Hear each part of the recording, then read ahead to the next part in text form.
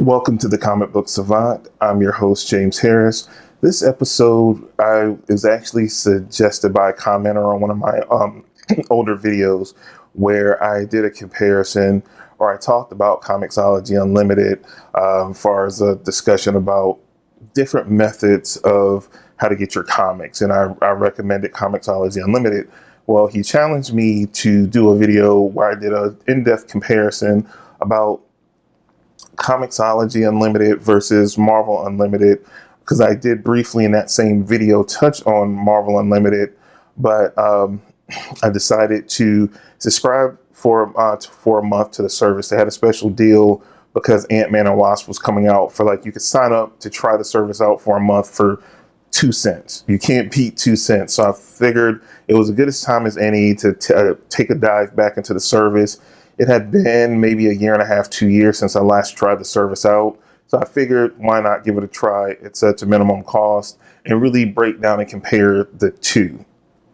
Now, after a month of using Marvel Unlimited, and I've been a subscriber to Comixology Unlimited for probably about as long as it's been since I last tried Marvel Unlimited, for about, I guess, a year and a half or so. So I've been using that service consistently for quite a while now and very familiar with it. So, and I didn't end that subscription during this time frame. I had them both so I could do side-by-side comparisons. And basically what you have here, it is based on more preference.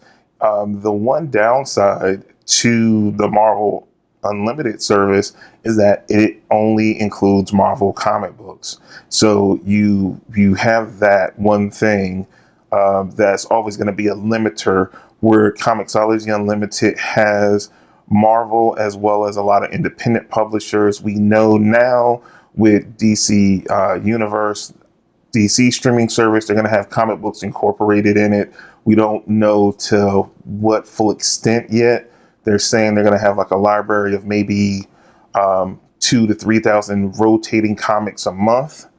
But we don't necessarily know how that's going to be curated, because they said rotating, which is something I don't like. Like, they should have a library that builds up. That's what Marvel did. To date, when I looked in all the literature surrounding Marvel Unlimited, they have a library of over 20,000 Marvel comics at your fingertips when you sign up for that service.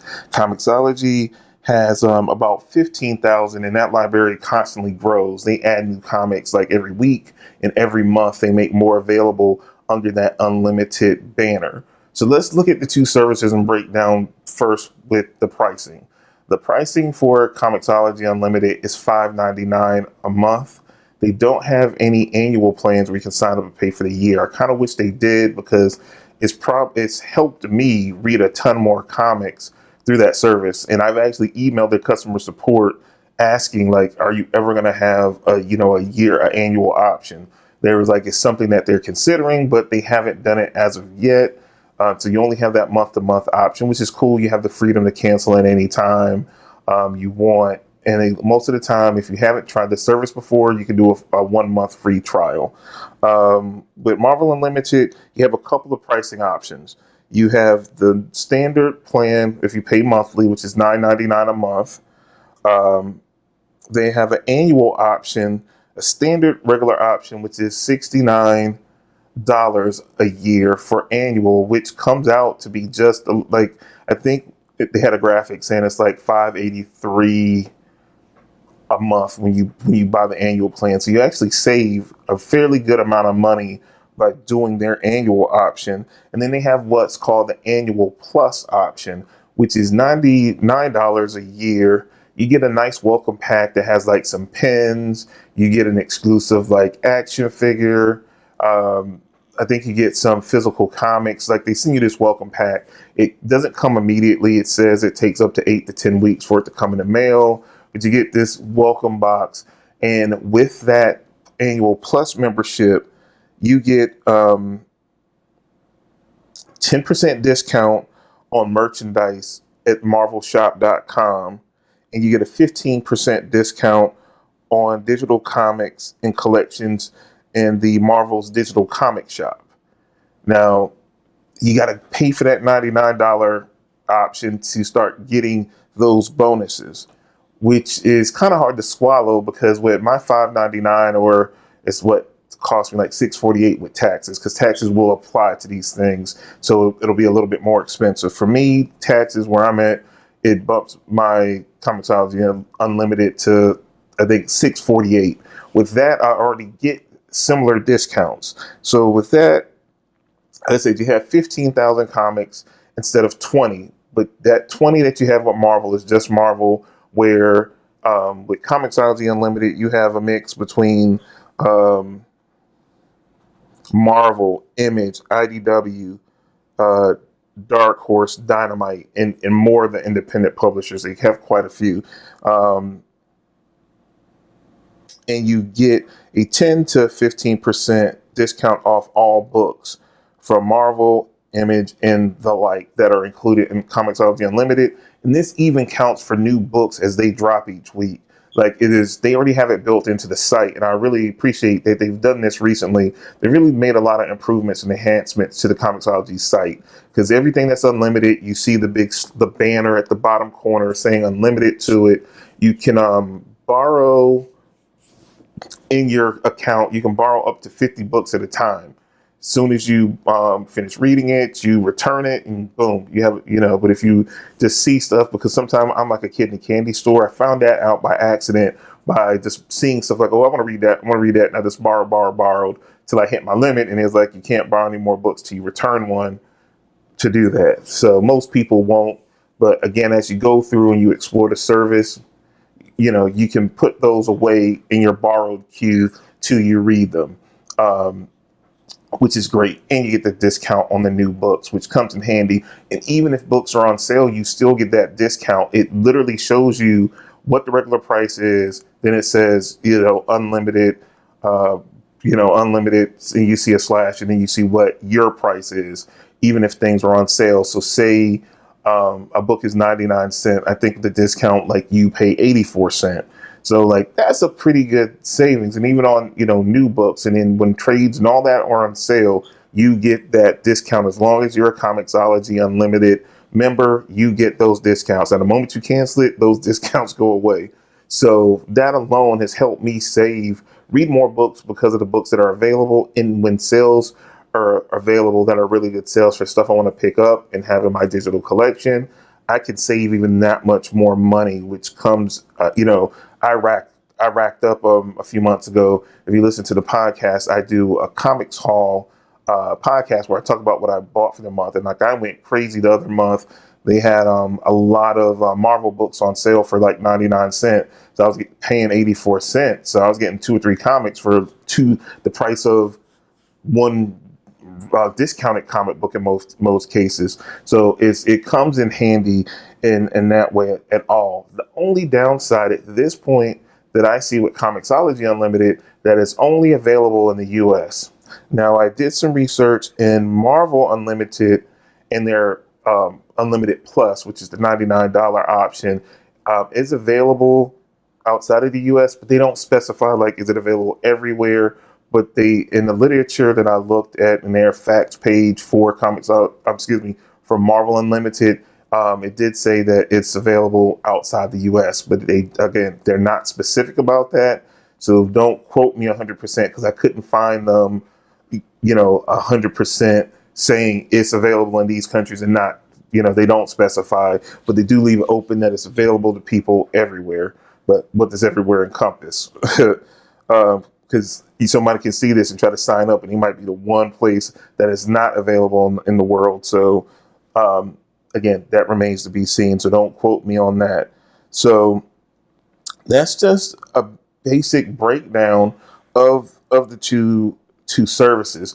As I use the two interfaces, they are both available on multiple formats. You can get them on your phone, iPhone, Android. You can get them on tablets, and you can also access your comics via your web browser as well. The main issue I have with Marvel's experience, and it goes into their website as well, is just massive, and it is not structured well for exploration. And, I went through online, trying to search that vast library, and it's just so clunky and unwieldy. It's not just like, hey, I got a search box and I could type in something I want and it's going to pop up and break things down. Comixology does that. Marvel doesn't have a type box. They have an alphabet, and then you click on it, and then it's like, because it's such a huge library, you just see when you click on that letter, just like everything hits the screen in this long laundry list, and you got to like sort through to find the one thing that you're looking for instead of just having, my background is a web designer, and I did web design for years. It doesn't take much to link to that same database and put a search box there. I mean, I even on my Comic Books Savant website have a search box. If someone wants to find a specific episode, you can type that in right on the home page, and boom, if it meets the criteria, boom, you're going to get a list of episodes that I've done on whatever you type in. They don't even have that. That's so annoying for someone like me that, certain times you want to find, you might see something on TV or a movie, you're going to watch a movie, or you're watching a movie, you want to know more about a character. You can't type it in. So you got to like, okay, their name starts with A. And now I got to scroll through 1,000 entries with A until I find it. And I'm looking through so many, I'm falling asleep. It's too much. It's too much. And they have to tighten that up. And again, that's what just makes it less attractive. They have little things that annoy me even in the web browsing experience, because I read a lot of my Comixology comics primarily on my computer first and foremost, then like my tablet. And then if I'm really in a pinch, I'll read from my phone. I've, done that as well. It's such a smooth experience on Comixology. They use similar technology, but it's something annoying about the Marvel web browser where like overlay will come and it blocks part of the panels at the top and the bottom. You kind of got to wait and like mouse a certain way for it to move off the screen so you can get back to reading your comics. You don't have any disruption like that in the Comixology browser. And it's just clunky. That viewer is clunky because it keeps popping up repeatedly. You got to like keep mousing or like try to find a safe spot for it not to come up again, because it literally blocks the panels, which is just frustrating when you're trying to click and read your comics. And you're trying to do it as quickly as possible and conveniently as possible. And it's clunky. It's slower for some reason. And again, it's hard to understand why, because the technology in the web browsers for the comic readers are somewhat similar, but Marvel's just is not as user friendly. But, again, it's personal preference. I think both services are fine. I wouldn't sign up for both because, again, you don't have all 20,000 of the library of Marvel with Comixology Unlimited. But since they've added Marvel, they're constantly adding new Marvel books all the time. So it is a pretty big Marvel selection in Comixology Unlimited. Plus you get Image, plus you get Valiant, plus you get Dark Horse and IDW. It's a bonus if you want to read something other than Marvel. Like I said, DC is the whole different ball of wax because they are about to have another contender. And at some point when that's released, I think it's going to launch in September, and it's supposed to be a beta. And well, when this comes out, it will be August. This month in August at some point. So I'm looking to get onto the beta for DC Universe, and then I'll revisit this and compare that service to Comixology Unlimited, since that's kind of the mainstay. After, my month completed with the Marvel Unlimited, I let it, I canceled it. It's not something I wanted to continue with because I just like the experience, and I'm not paying $9.99 a month when I get a similar scaled down version of the service with more with independent publishers and Comixology Unlimited for basically $6.50 instead of paying $9.99 or the $69 a year. I just don't, for me, it just doesn't work because I want a wider variety of books outside of Marvel. I think it would get boring after a while just reading from one company, though they have a vast universe and vast library of different books to choose from. I need more than just Marvel in my life as a comic book fan, and I think most people would as well. So again, it just gives you more options. It's more flexible. In the short term, it's a little bit cheaper unless you just go ahead up front and pay the annual option, your standard annual option for Marvel Unlimited, which is $69, which does per month breaks down to, like I said, I think they said it was $5.83. So it's pennies on the dollar there at that point. But again, you're locked into the Marvel universe. And I've had friends of mine that have subscribed to Marvel Unlimited said after a while, yeah, it got too much because they only had access to Marvel stuff. So I'll have links down at the bottom for both services so you can look at them, potentially sign up. Marvel Unlimited, I don't know if they have an inherent free trial. They might have one that you can sign up for. I'm not 100% sure, but they always have specials. Like when a new movie launches or a new TV show, they'll have like codes. So if you check out marvel.com, you'll find the code. So it's more than likely you can try at least 1 month for free, because something always is coming out. Like we have Iron Fist coming out in September. Like I said, I don't know how long that Ant-Man and Wasp code was for, but again, it allowed me to sign up for just 2 cents for a whole month, which, you know, allowed me to do the research to set up for this video. So I hope you guys find it useful. Like I said, this was recommended by a commenter on a previous video. So this is what I want from you guys. Down in the comments below, let me know if you've tried either or both services, what your thoughts are on them, which one do you prefer? And also, if it's something you'd like for me to cover in a future video, let me know there as well. This was born from a commenter commenting in down below and me listening to it. It took me a little while for things to line up in place because, like I said, I wasn't paying $10 for the month. So I found that great deal, signed up, and was able to do the video based on that suggestion. Also, if you like, share, and subscribe to the video.